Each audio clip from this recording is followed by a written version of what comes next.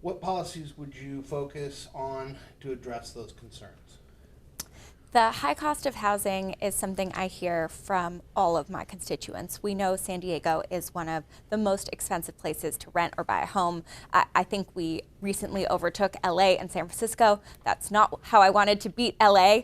But, I think that there's a lot the federal government can be doing. For instance, we need to expand the low income housing tax credit. That's something that I voted to pass in the House this year, and we're going to keep working to get it done. I'm also working to expand both the demand and the supply side of housing, making sure we address Section 8 housing vouchers, get the wait list lower, and that we're helping folks build more housing. And I am San Diego's sole member of the House Armed Services Committee. And one of the things I'm really focused on there is also addressing housing for military families. We know San Diego is one of the biggest military communities in the country. And right now, the Navy houses about 10% of folks in military housing, the rest on the economy. I'm working to make sure both that the military housing is high quality and also that we're getting the military to build more housing and address more of the housing needs of their service members to take some of that pressure off of our broader housing market. Okay. The economy is on top of many people's minds post-pandemic. What initiatives are needed to support local business and promote job creation? Yeah. I have visited over 30 small businesses just this year in my district, trying to understand what their needs are and what more we can be doing to help them. And in talking to our small business owners and talking to families and constituents, one of the biggest needs I hear is to address the cost of childcare. We know that this is important for getting parents back into the workforce. We know it's important for kids to have quality early development that will set them up well for the rest of their life. And it's important to make sure that those child care providers, who are often women and women of color, are getting paid a living wage. And one of the things I think isn't talked about enough in this regard is that actually investing in child care is good for our economy and it's good for our budget. So we actually lose billions of dollars in GDP because parents can't enter the workforce because they can't find care that meets their needs. And the federal government actually saves $6 for every $1 that we invest in high quality early childhood programs. And so that's the kind of thing that I think makes good sense, will help families with the high cost of living here in San Diego, and will also set up our economy for a better, brighter future. What specific policies do you support for comprehensive immigration reform to address the ongoing immigration crisis? Yeah. It's been over 40 years since Congress has passed any sort of real, meaningful immigration reform. That's longer than I've been alive.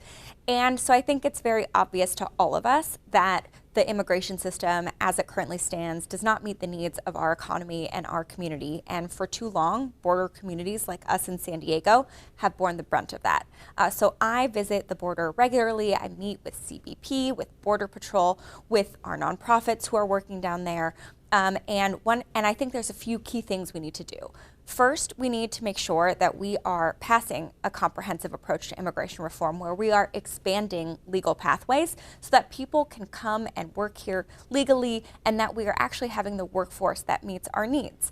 The second is we need to fix some of the problems in the asylum system, especially by increasing case officers and judges so that people can move through that system faster. And lastly, I think it's important that we also make sure what we in San Diego know is that the border is such an important part of our binational regional economy, and making sure we're investing in commercial transportation, that we're making it faster, addressing wait times at those ports of entry is really, really important. What is your stance on the level of military and financial support should be provided to Ukraine to fight against Russia?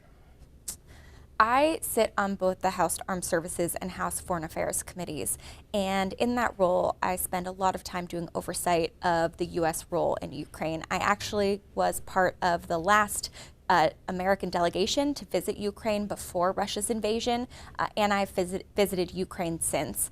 And I think it's important that the U.S. supports Ukraine in their efforts to address Russia's invasion, and that we also support Ukraine to build a brighter future, a more democratic future for Ukraine and for the people of Europe. And so I have voted in favor of packages to send more support to Ukraine, and I think that we should continue supporting the Ukrainians until they are ready to sit down at the negotiating table and make a deal. And why should people vote for you? At 35 years old, I am one of the youngest members of Congress and the youngest member of House leadership, where I have a direct seat to advocate for San Diego's needs. In my first 4 years in Congress, despite all of the chaos, I've been able to deliver and work with anyone to address the needs of our community, passing bipartisan bills to address housing, to address food security, to address childcare, to address drug shortages. And I believe that working together, we can continue to address the needs of our community and build the future that we all deserve.